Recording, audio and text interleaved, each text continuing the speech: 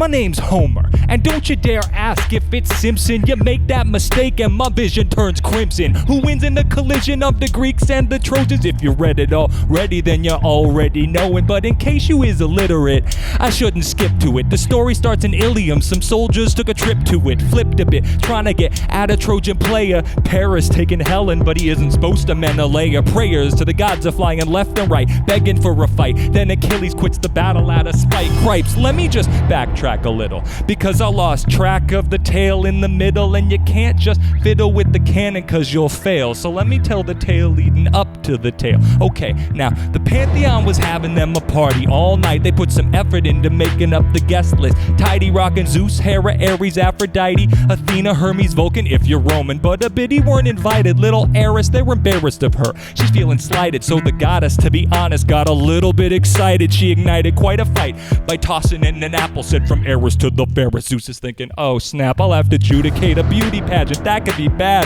One goddess will be happy, the others might get kinda mad. So we had quite a brilliant idea. Said, who else wants to be the one to judge the three divas? Ares said, that would be a strategic mistake. Poseidon said, I will. Shit, is that an earthquake? Hermes wasn't there, he had messages to take, and Dionysus probably would have, but was wasted.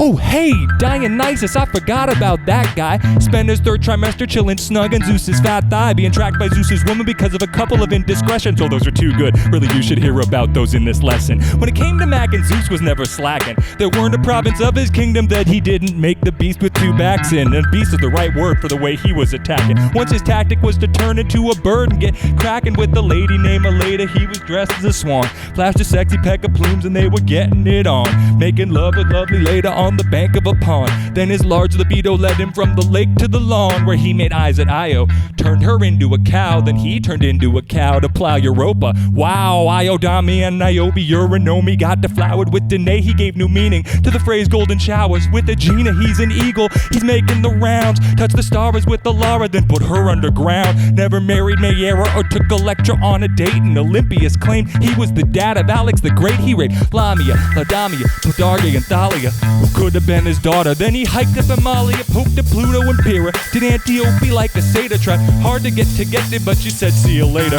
Met Alcmene as her husband blew his load with a chortle. Callisto's last on the list, oh, but just the list of the mortals, except a chick named Semele. When they made love, it was gory, but she gave Dionysus birth. Brings us back to the story. Now Zeus delivered Dionysus. Dionysus made the party, and the party is the way the Trojan War had gotten started. See, the gods and all the goddesses were stumped cause of Eris, till they said, let's get a mortal. I know this dude Paris. Now, Paris is impartial, but the ladies don't care. They all decide to offer bribes, and the affair is barely fair. And Hera says, I'll make you king. Athena says, I'll make you wise. Aphrodite says, I'll get you laid. He's just a guy, so he gets Helen of Sparta, makes her Helen of Troy. She was the wife of Menelaus, now he's kind of annoyed. And so he leads an army, fights with it, wins the Trojan War, and everyone in Troy is killed. The end. Shit, you wanted more. Look, the gods give us just a little time and less inspiration. Try and tell it all, you get a bit impatient. The beginning of a story always sparks yet another.